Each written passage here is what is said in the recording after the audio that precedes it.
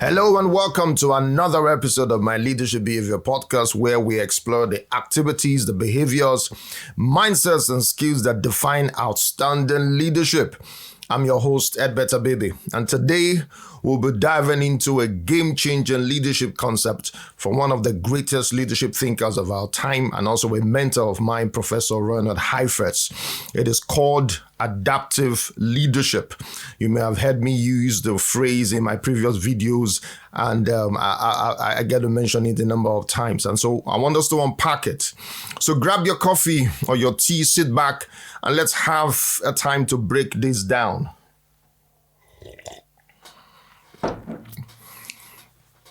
First and foremost, a bit about Reinhard Heifetz.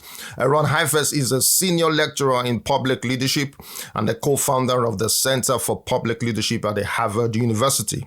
He's also the president of the board of Adaptive Leadership Network, ALN, a global network of people committed to working on complex problems all over the world. It's a community of practice, a learning community, and a center of excellence dedicated to the act and practice of effective leadership. And I am quite privileged to be part of this network. I first met Ron Heifetz in May 2012 when I attended the Art and Practice of Leadership Development event at the Harvard Kennedy School of Government. The experience revolutionized my thoughts on leadership, introducing me to the concept of leadership as an activity and not a person or role or position one occupies. It also very importantly introduced me to the concept of adaptive leadership, which has been extremely enriching to my leadership practice since 2012. I still recall my experience on day one of the event in May of 2012. It was a Friday evening, and Martin Liske, an author and a longtime partner of Ron Heifetz, did the roll call and orientation of participants from at least 50 countries. After which, he sat on the desk in front of the room and stared at everyone. After a few minutes, it became clear to some of us that there was a method to his actions. Some participants decided to take action to get things going by making interventions to organize the room to do some productive work. I still recall one of the participants, and I need not mention from the country or continent, decided to throw her voice in the room and said, "We are here to learn, but can't make much progress if the lecturer who is supposed to give directions sits in front of the class and says nothing." And he continued, he sat there and just stared at us. After about 40 minutes of interactions by different participants in the class to make meaning of the time we had, Martin Liske stood up and said, "See you all tomorrow by 9 a.m. for a debrief. Do have a good night." The next day, which was a Saturday, 9 a.m., we all gathered and we started with what was called the act of the debrief. Where do we begin? It was a full 45 minutes of debriefing the various defaults, cultural underpinnings, behaviors, attitudes, mindsets, that were on display in the room the previous day. On day one, it was amazing to see how individuals based on culture, mindsets, and defaults are predisposed to act where the practice of leadership is concerned. It was apparent that some held so much deference to authority that even when it was clear that they needed to act, they still looked to authority to provide direction and order. The principles of adaptive leadership have been so beneficial to me in my various authority roles, whether as a husband, a father, a pastor, a coach, a trainer, or other authority caps that I wear. That's the reason I'm quite passionate about talking and teaching leadership. At this point, I must recommend 3 books by Ron Heifetz. 1, Leadership Without Easy Answers. 2, Leadership on the Line, and also 3, The Practice of Adaptive Leadership, which Ron wrote with Martin Liske and also Alexander Grasho. According to Ron, one of the biggest leadership mistakes individuals or authority figures, or the most common cause of failure in leadership, is produced by treating adaptive leadership as if they were technical problems. Now, you may have heard the phrase, "Not all problems are created equal." That's because leadership isn't just about solving problems. It is about knowing what kind of problem you are dealing with. Are you facing a technical challenge, or are you facing an adaptive challenge? Understanding the difference could transform the way an individual leads. So it's important to quickly define this concept as we try to unpack it. So we're going to look at what is adaptive leadership, what is a technical problem, and also really what is an adaptive problem. Ron Heifetz talks about adaptive leadership as the practice of mobilizing people to tackle tough challenges and thrive. Now, the word thrive is another very important word in the practice of leadership, and we'll be dealing with that in subsequent episodes. Actually, some years ago, I did some, episodes about Thrive Leadership, Thrive Nigeria, and all, quite an interesting stuff. Adaptive leadership is about changing values, priorities, beliefs, culture, habits, and loyalties for the sake of a compelling purpose. So what are technical challenges? When you talk about technical challenges, these are problems that are straightforward, they are clear-cut, and they have known solutions. Examples: a broken machine or device in your home or office, you call a technician. Recently, my boiler at home had an issue. The pressure kept dropping, cutting off the heating process. I called the boiler technician. He checked, realized there was a leak. He fixed it. Problem solved. A technical challenge is a software glitch. You get an IT support. Your car breaks down, get a mechanic or auto repairer. You need to improve sales, implement a tried and tested marketing strategy. An individual gets a broken arm. You get an orthopedic surgeon to intervene. A child has an infection and needs an antibiotic medicine to treat it. You apply it.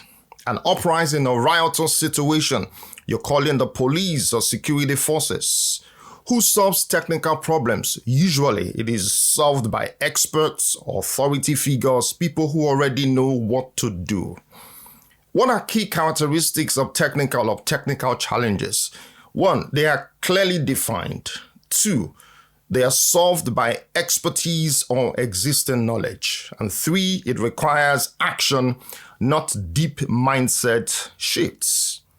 But for most technical challenges, the role of the leader or authority figure is to organize resources, assign tasks, and ensure execution.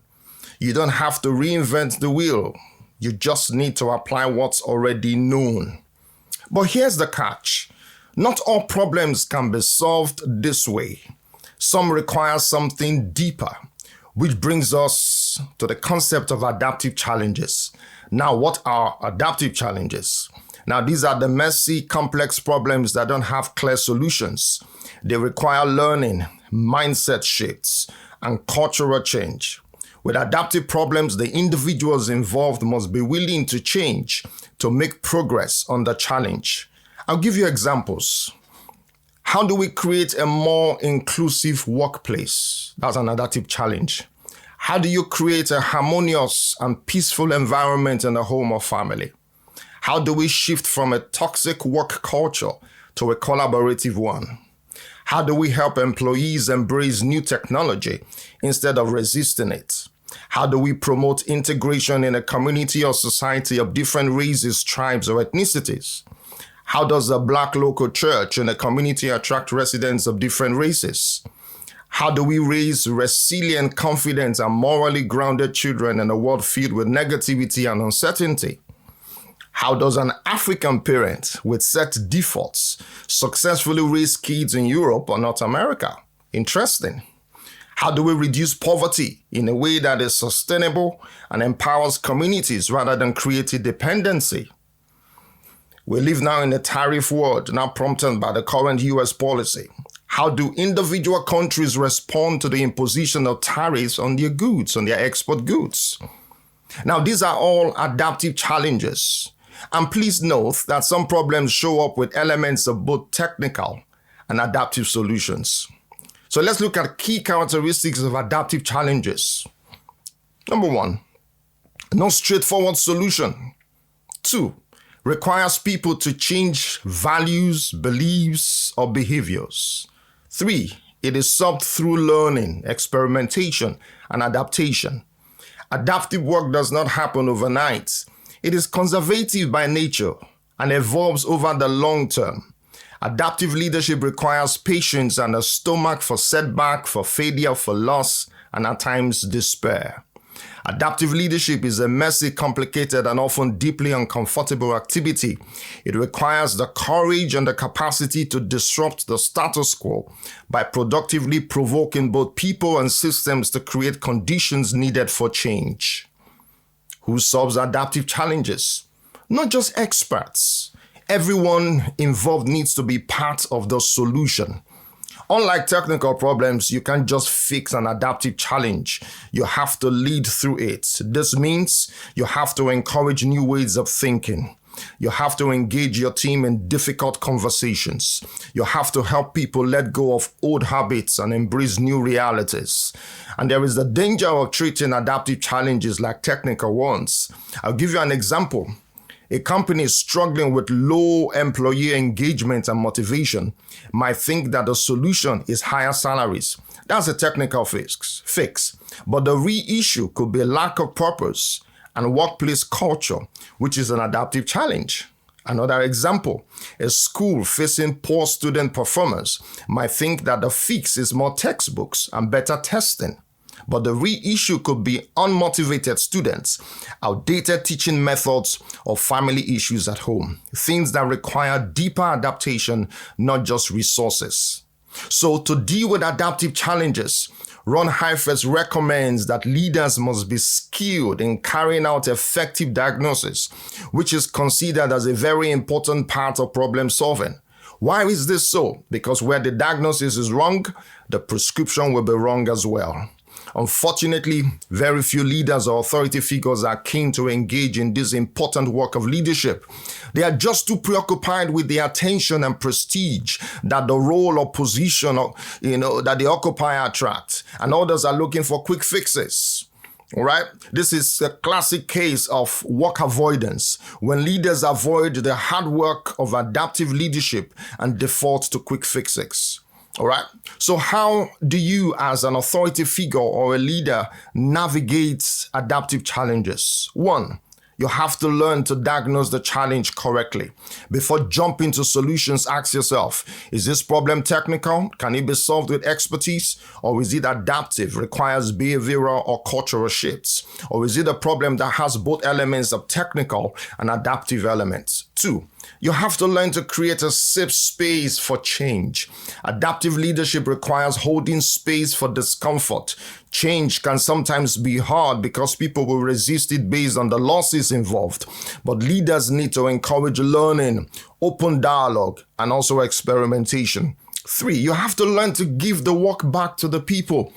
You can't solve adaptive challenges alone. People need to own the change, be part of the process, and take responsibility. And 4, you have to learn to regulate the heat. Too much pressure and people resist change. Too little and they stay comfortable. Leaders must balance urgency with support. Keep the heat high enough for transformation, but not so high that people shut down. I heard an important statement from Ron. He said a leader has to learn how to disappoint people at the rate that they can bear. Important lesson. And 5, stay on the balcony and the dance floor. Authority figures must observe from above the balcony to see the big picture while also being on the ground, the dance floor, engaging in the daily realities. Key takeaways and call to action that I'd like to leave with you.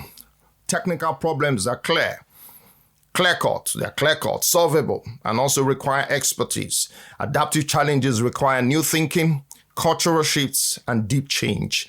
There is a danger in treating adaptive challenges like technical ones, leading to failure and frustration. Great authority figures or leaders learn to diagnose correctly, engage others in problem solving, and also lead through discomfort. Now, these are my final thoughts. I'll leave final thoughts with you. Leadership isn't just about solving problems. It's about guiding people through transformation. That's the essence of adaptive leadership. All right, question for you. What challenges are you facing right now? Are they technical or adaptive? I'd love to hear your thoughts. Drop me a comment, share this episode, and let's keep the conversation going. Don't forget to subscribe and tune in next time for more leadership insights. Subscribe to my YouTube channel. Until then, I'd like you to stay adaptable, stay bold, and keep learning. Thank you. Bye-bye.